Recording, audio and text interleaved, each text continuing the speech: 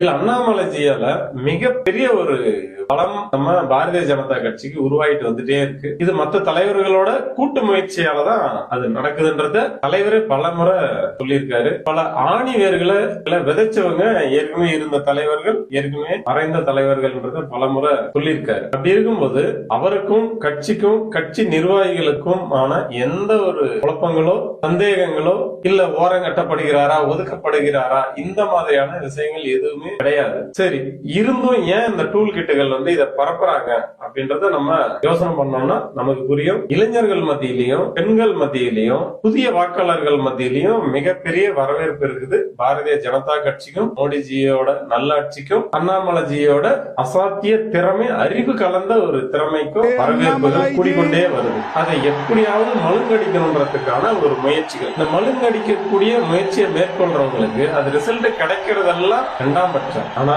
அதுக்குண்டான விதையை விதைக்கிறது, அதுக்குண்டான உச்சபட்ச பொய்கள் எதுவா இருந்தாலும் அதை பரப்புறது, அது மட்டும் தான் நோக்கம். அதனால களத்துல என்ன மாற்றம் நடக்குதுன்னா, எப்பவுமே ஒரு சந்தேக கண்ணோட்டத்திலேயே நம்ம நிக்கக்கூடிய ஒரு சூழ்நிலையை உருவாக்குறாங்க. அதாவது பாரதிய ஜனதா கட்சி நல்ல கட்சின்னு தெரியுது, மோடிஜியோட நல்லாட்சி புரியுது, அண்ணாமலைஜியோட இருக்கக்கூடிய இந்த பாரதிய ஜனதா கட்சியினுடைய பலம் புரியுது மக்களுக்கு. ஆனா அந்த பலத்தை ஒரு சேர கொண்டு வரும்போது ஒரு தயக்கத்தை உருவாக்குறாங்க. இல்ல நம்ம கொஞ்சம் அவசரப்பட்டுருவோமோ, அவசரப்பட்டு பாரதிய ஜனதா கட்சிக்கு ஆதரவு கொடுத்துருவோமோ, அப்படி கொடுத்தோம்னா ஏதாவது ஒரு குழப்பங்கள் உண்டாயிருமோ, இல்ல நம்ம நினைக்கிற மாதிரி நல்ல விதமா இருக்காதோ, இவங்க நல்லவங்களா இருக்க மாட்டாங்களோ, இந்த மாதிரியான ஒரு சந்தேக விதையை விதிக்கிறது மட்டும்தான் இந்த டூல் கிட்டுகளோட இந்த ஓபிஎஸ்களோட வேலையா இருக்கு. அதுதான் அவங்களுக்கு கொடுத்திருக்கிற அஜெண்டா. சோ அதை அவங்க சிறப்பா செய்யறாங்க.